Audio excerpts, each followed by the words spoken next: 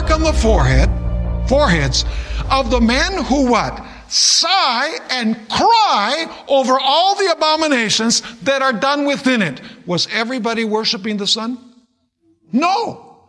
There were some faithful ones that were not worshiping the sun. And what is told to this man who has the writer's inkhorn is, put a seal on those who are not practicing the abominations, those who are not worshiping the sun. Do you see the contrast between the sun worshipers and those who have the mark on their foreheads? Very interesting. Notice verse 5. To the others he said in my hearing, go after him through the city and kill. That's after the sign of protection has been placed. Go after him through the city and kill. Do not let your eyes spare, nor have any pity.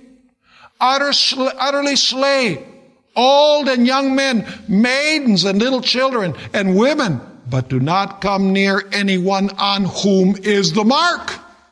And begin at my sanctuary. That is where the ministers were.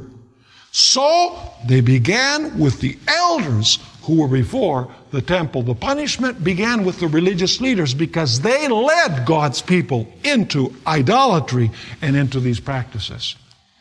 And this was fulfilled, this punishment was fulfilled when Nebuchadnezzar came and destroyed the city of Jerusalem and took the people captive. Let's read about it in 2 Chronicles chapter 36 and verses 15 through 18.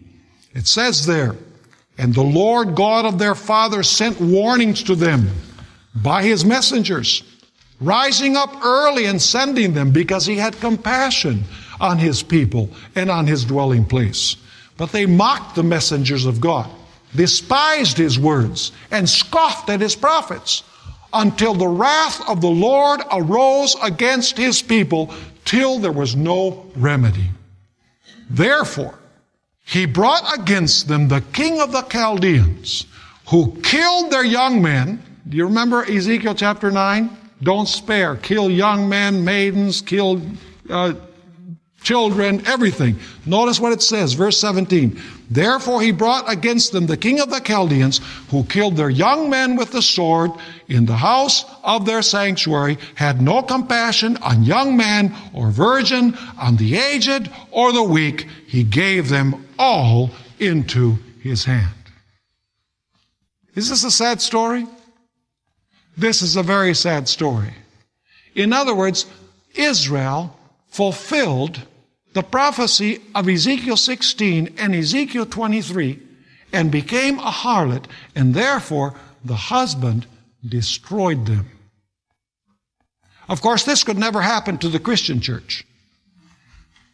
Do you think? It only could happen to Israel. It could never happen to the Christian church. You think? Let's go now and examine this concept with the New Testament church. New Testament Israel. Let me ask you, did Jesus marry his people when he came to this earth? Yes, he did. In a certain sense, he married them. He formed a covenant relationship with them. Notice Ephesians chapter 5, verses 25 to 27. Ephesians 5, 25 to 27. Husbands, love your wives, just as Christ also what? Also loved the church and gave himself for her. So the relationship between husband and wife is used to illustrate the relationship between Jesus Christ and his what? Church.